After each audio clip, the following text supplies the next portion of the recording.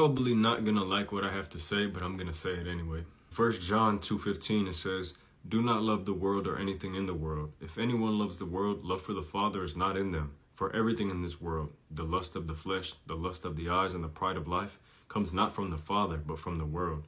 The world and its desires pass away, but whoever does the will of God lives forever."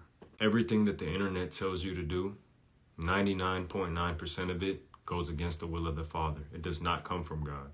Just because the world tells you that people at your age are doing this and living their life in a certain way does not mean that that's what's right in the eyes of the Lord.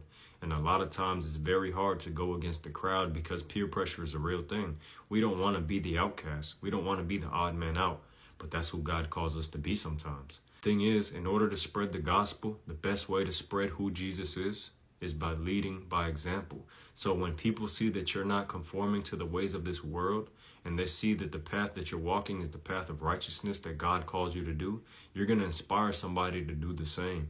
Somebody's going to look at your life and say, dang, they're not doing that. They're not doing all these things that's popular.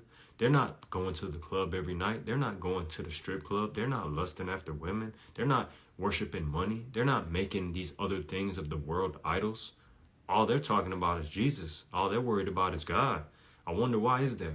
And that inspires them to maybe open up the Bible, because your life is the Bible for somebody, because they don't know another Christian. They don't know anybody who's really walking with God.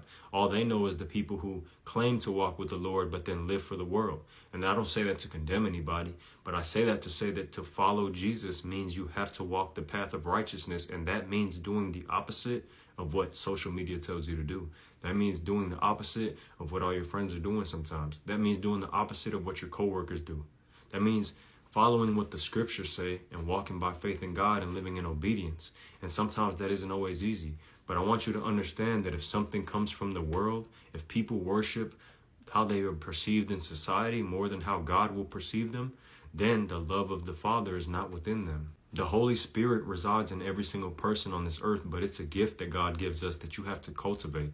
It's like a muscle that God has in each and every one of us, but if you don't build it, if you don't move it, you're going to lose it. So that means if you don't use this gift of the Holy Spirit and try to cultivate it, you're going to shrink your faith, and you're going to lean on your own understanding, and your own heart is wicked and deceitful. So it's going to lead you to sin instead of leading you closer to God.